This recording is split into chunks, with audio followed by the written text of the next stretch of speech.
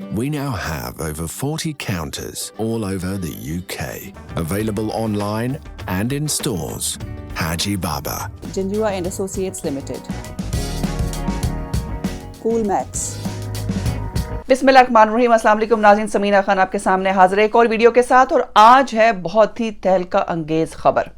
हम अक्सर बात करते हैं फेक न्यूज़ के हवाले से, झूठी खबरों के हवाले से, और एक बहुत ही बड़ा इंडियन फेक न्यूज़ नेटवर्क पकड़ा गया है, जो कि इंडियन क्रॉनिकल्स के नाम से एक नई तहकीकाती रिपोर्ट आई है, जिसमें ये बताया गया है कि कितने बड़े पैमाने पर इंडियन नेटवर्क काम कर रहा है यूरोपियन यूनियन में और ख़ास तौर पर यूनाइटेड नेशंस में, और उसका एक ही काम है कि पाकिस्तान के हवाले से डिसइंफॉर्मेशन फैलाई जाए। अब मैंने इस हवाले से काफ़ी तहकीक की है और उसके बाद मैंने सोचा कि एक छोटी सी वीडियो उन लोगों के लिए बनाऊं जिनको आसानी से समझ आए कि हुआ क्या, पिछले 15 साल से हो क्या रहा है और ये जो फेक न्यूज़ एजेंसी है ये कैसे काम कर रही है। लेकिन उसके लिए जिसने अभी तक मेरा चैनल सब्सक्राइब नहीं किया है, चैनल को सब्सक्राइब करें और बेल आइकन को भी हिट करें ताकि आपको मेरे मज़ीद प्रोग्राम्स के नोटिफिकेशन मिलते रहें। अब मैं आती हूँ कि जी ये कैसे इतना बड़ा नेटवर्क पकड़ा गया। अब बहुत से लोग कहेंगे अगर इस किस्म के नेटवर्क को कोई पाकिस्तानी न्यूज़ चैनल ब्रेक करता या कोई और इदारा ब्रेक करता तो शायद इसके बारे में कहा जाता कि ये पाकिस्तान ने कराया है। लेकिन जनाब, ये जो इन्फॉर्मेशन इंडियन क्रॉनिकल के नाम से एक नई तहकीक आई है, इसको किसी पाकिस्तानी इदारे ने नहीं छापा, बल्कि यूरोपियन यूनियन में एक इदारा है जो कि फेक न्यूज़ के हवाले से काम करता है और उसका नाम है EU डिसइंफो लैब। और ये जो इदारा है ये आज से नहीं, पिछले कई अरसे से इस हवाले से तहकीक कर रहा था। और पिछले साल 17 दिसंबर 2019 को पहली मर्तबा इस इदारे ने EU डिसइंफो लैब ने एक रिपोर्ट तब भी शाया की थी कि इंट्रोडक्टरी रिपोर्ट थी जिसमें इन्होंने अपने कंसर्न्स बताए थे और जो उस वक्त की इन्वेस्टिगेशन थी, इन्होंने बताया था कि किस तरीके से ये इदारा यूरोपियन यूनियन में फ़ाल है। और तब भी उन्होंने, और ये मुझे याद है, ये रिपोर्ट मैंने पढ़ी थी, तब भी उन्होंने ये जब एक कंप्लीट रिपोर्ट रिलीज़ की थी, इसमें उन्होंने ये कहा था कि ये जो इदारा है ये हर साल यूनाइटेड नेशंस में जो एक इंसानी हकूक़ की एक तंजीम है, बहुत ही फेमस UNHCR के नाम से आपने उसको अक्सर सुना होगा, उसके इजलास में पाकिस्तान के ख़िलाफ़ ये मुनज़्ज़म मुहिम चलाते हैं। जिनेवा में पाकिस्तान के ख़िलाफ़ नारेबाजी होती है, उसके ख़िलाफ़ जो है वो मुख्तलिफ़ किस्म के प्रोटेस्ट अरेंज किए जाते हैं। फिर ब्रसल्स में, यानी कि ब्रसल्स में जो यूरोपियन यूनियन में ब्रसल्स है, वहाँ पर यूरोपियन पार्लियामेंट है, वहाँ पर पाकिस्तान के ख़िलाफ़ मुनज़्ज़म तरीके से तहरीकें चलाई जाती हैं। और ख़ास तौर पर इस रिपोर्ट में एक हैरान कुन इंकशाफ ये भी है कि जो मेंबर ऑफ पार्लियामेंट हैं, यूरोपियन मेंबर ऑफ पार्लियामेंट, उनका भी इस फेक न्यूज़ से ताल्लुक़ है। वो मैं ज़रा आपको आगे जाके बताऊँगी। अब मैं आपको बताऊँगी कि ये इदारा कब बना, क्यों बना, किस तरह से ये जो EU डिसइंफो लैब है इनकी नज़र में ये आया और इसके गोल्स क्या थे और पिछले 15 साल से इस इदारे ने किया क्या है। तो आप भी सुन के हैरान होंगे कि ये इतना बड़ा मुनज़्ज़म नेटवर्क था जिसको कि इस इदारे के जो चेयरपर्सन है, ये जो इस इदारे को लीड कर रहे हैं, उन्होंने भी इस बात का इंकशाफ किया है कि वो हैरान हुए हैं कि इतने मुनज़्ज़म तरीके से ये इदारा चल रहा है और बहुत इन्फ्लुएंशियल है। और ये चंद कंप्यूटर्स की मदद से नहीं चल रहा, बल्कि डेफिनेटली इसके पीछे ऐसे लोग हैं, ऐसी ऑर्गेनाइजेशंस हैं जो बहुत इन्फ्लुएंशियल हैं। और इस इदारे के जो सरबराह हैं उनका नाम है अलेक्जेंडर एल फिलिप।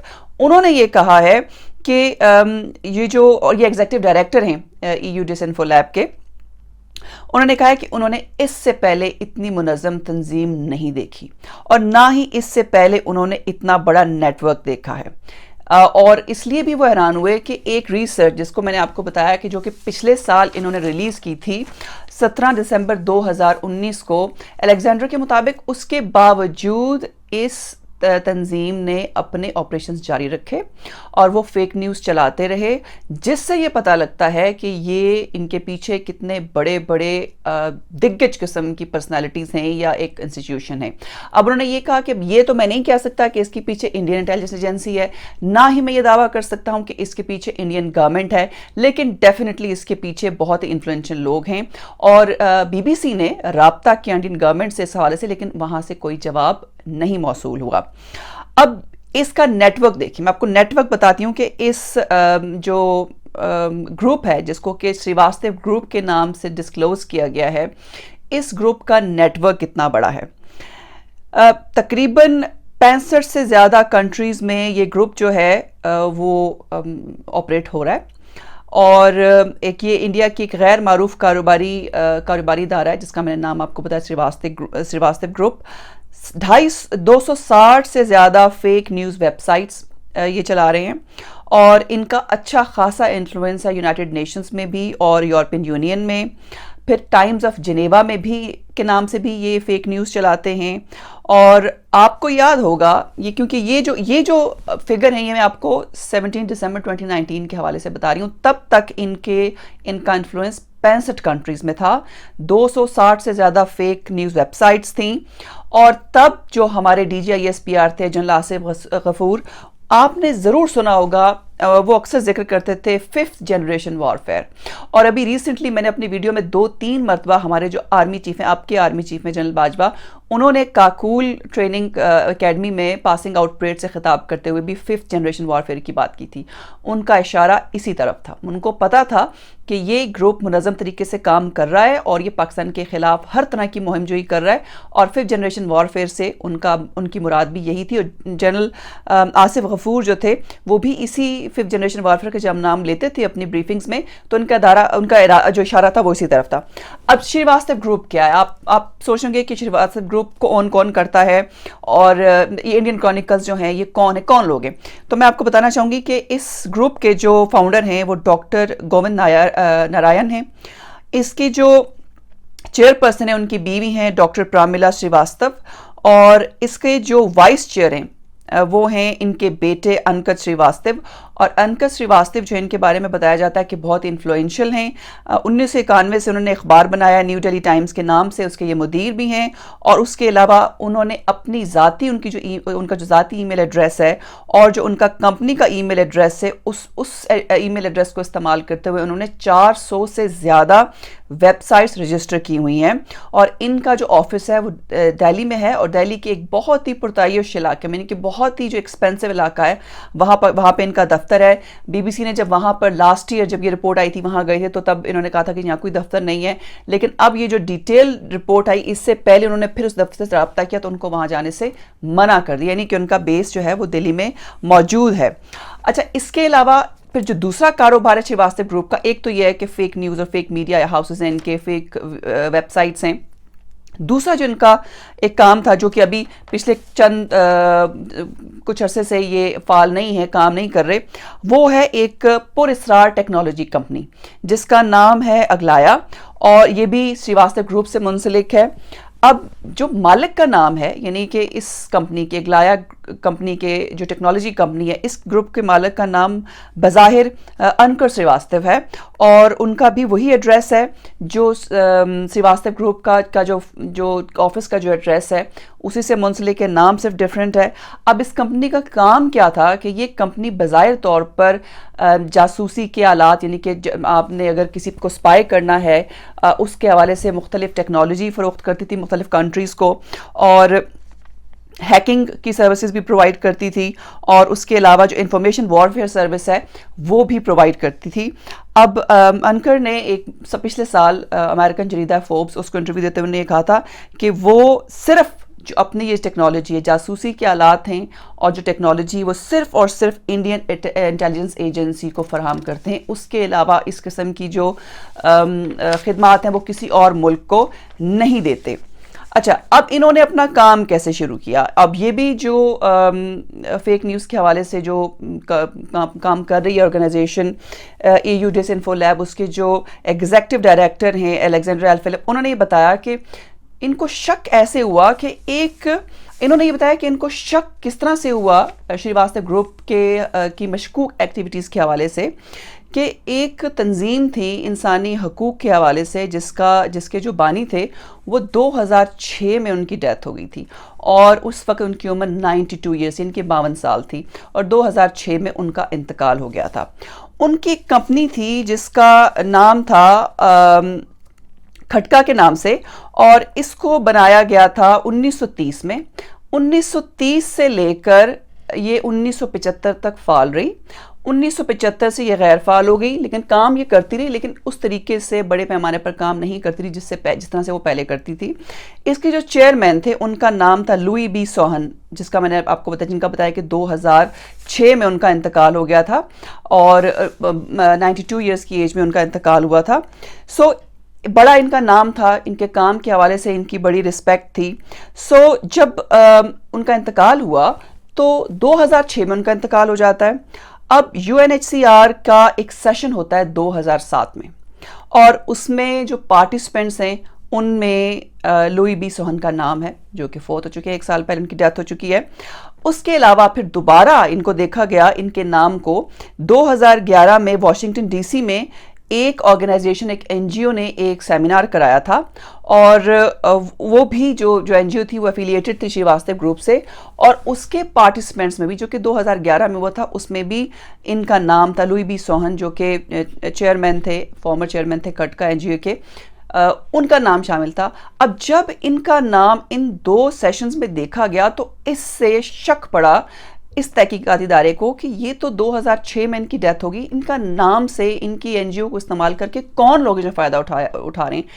پھر سے یہ انویسٹیگیشن سٹارٹ ہوئی، کئی سال تک انویسٹیگیشن چلتی رہی، پھر ان کی رپورٹ پچھلے سال آئی، اس کے باوجود شریواستو گروپ نے کام میں جٹا رہا، کام کرتا رہا، فیک نیوز چلاتا رہا، اور اس رپورٹ میں بظاہر یہ کہا گیا ہے، مکمل طور پر یہ کہا گیا ہے کہ اس گروپ کا صرف اور صرف ایک ہی کام تھا، اور وہ تھا پاکستان کے خلاف پروپیگنڈا کرنا، اینٹی پاکستان جو سٹینڈ ہے اس کو اٹھانا، بڑے فورمز پہ، جنیوا کنونشنز ہوں، چاہے یونائٹڈ نیشنز ہوں یا یورپین پارلیمنٹ ہو، وہاں اینٹی پاکستان لابی کرنا۔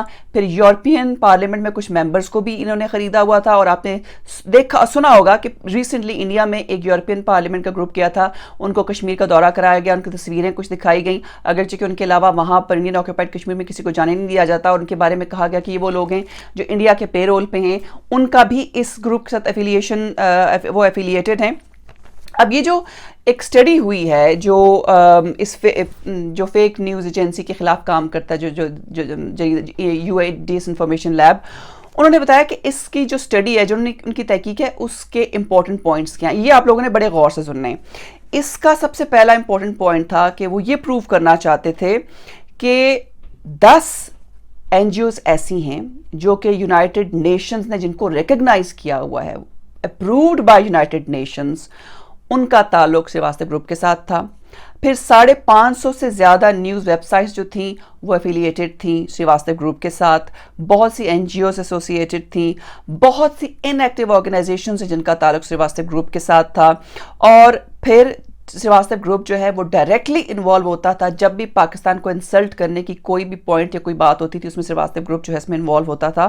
اور شریواستو گروپ جو ہے اس نے اپنے آپریشن سٹارٹ کیے تھے 2005 میں، اور 2005 سے کچھ عرصہ پہلے، چند مہینے پہلے ہی، یونائٹڈ نیشن کی جو آرگنائزیشن ہے UNHCR، جو کہ ہیومن رائٹس کے لیے کام کرتی ہے، وہ بھی تبھی بنی تھی، لیکن اس کے کچھ مہینے بعد شریواستو گروپ جو ہے اس کا قیام عمل میں آیا تھا۔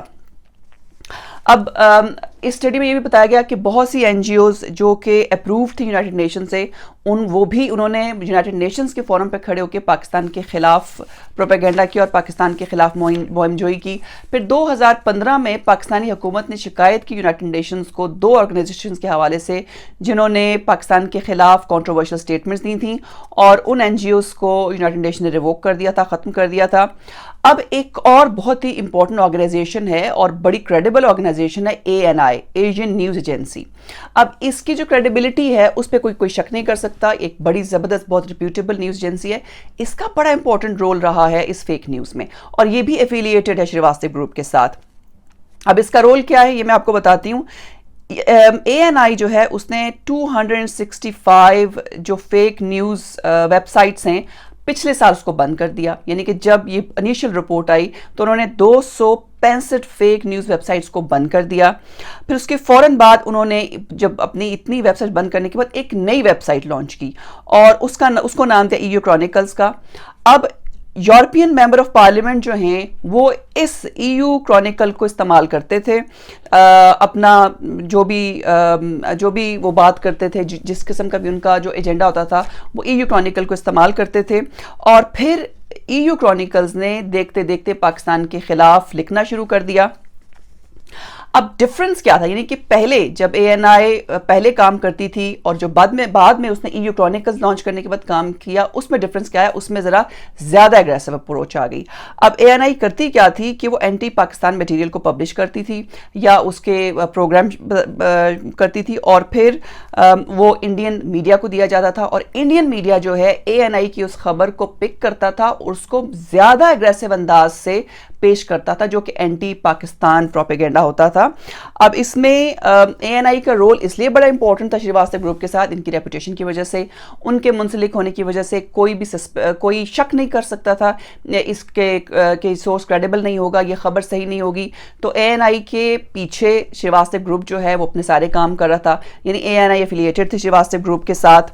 اور سب سے آخر میں آپ کو بتانا چاہوں گی، بہت لمبی بات میں نہیں کرتی، سب سے زیادہ خطرناک بات اب اگر انویسٹیگیٹ ہوتی تو یہ ہوگی کہ یورپین ممبر آف پارلیمنٹ کا جو منسلک ہونا شریواستو گروپ کے ساتھ، کہ ان کا کیا تعلق تھا. اگر اس طرح کی کوئی رپورٹ چائنا یا رشیا کے حوالے سے آتی، ان کے خلاف کوئی بات کی جاتی کہ یہ ملک جو ہے ملوث ہیں کسی ملک میں ایک دوسرے ملک کے خلاف پروپیگنڈا کرنے میں، تو بہت بڑی خبر بنتی، اس کو بڑے انداز سے پیش کیا جاتا، تمام دنیا متحرک ہو جاتی ان ملکوں کے خلاف. لیکن اب بھی دیکھیں گے کہ انڈیا کا اتنا بڑا نیٹ ورک ایکسپوز ہوا ہے، اس کے خلاف کون بات کرتا ہے اور اس کے خلاف کہاں سے آواز اٹھتی ہے. یہ ایک پروگرام تھا، میں نے کہا کہ میں آپ کو چھوٹی سی ویڈیو بتاؤں کہ کیسے یہ نیٹ ورک پکڑا گیا، اور یہ بہت بڑی جیت ہے پاکستان کی. لیکن انڈیا اس وقت بہت مشکل میں پھنسا ہوا ہے.